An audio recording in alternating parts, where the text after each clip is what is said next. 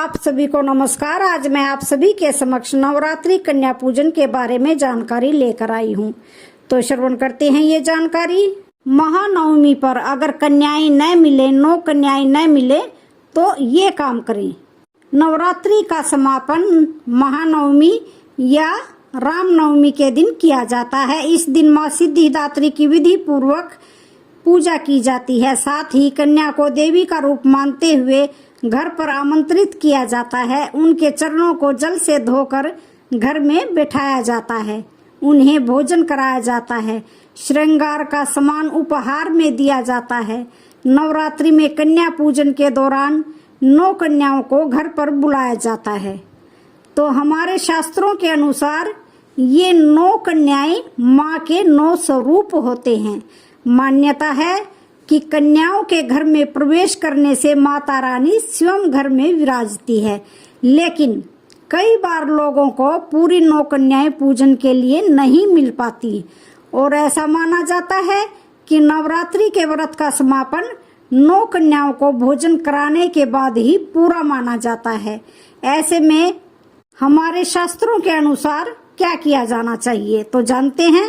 जो लोग नवरात्रि का व्रत रखते हैं वे महानवमी का पूजन करते हैं, लेकिन कुछ लोग व्रत न रखने के बाद भी नवमी पूजन करते हैं और घर पर कंजकों को बुलाते हैं।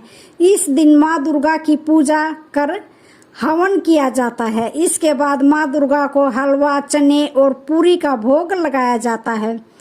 लेकिन अगर कन्याओं को भोजन कराने में असमर्थ हैं तो दुर्गा सप्तशती में वर्णित है कि आप माँ को लगाए भोग का अंश छत पर पक्षियों के लिए भी रख सकते हैं। इसका फल कन्या पूजन के समान ही मिलता है। या फिर आप गौ माता को भी प्रसाद देकर इसका पुण्य पा सकते हैं।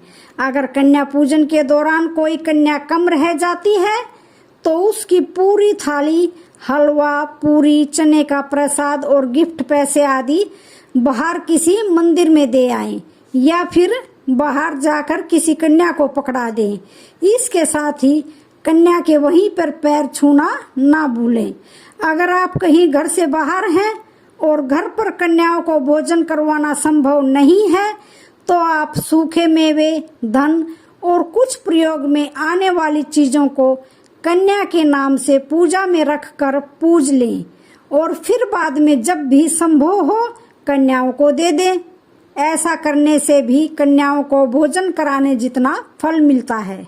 तो आज की ये जानकारी कैसी लगी? वीडियो अच्छी लगे तो चैनल को लाइक, शेयर, सब्सक्राइब जरूर करें।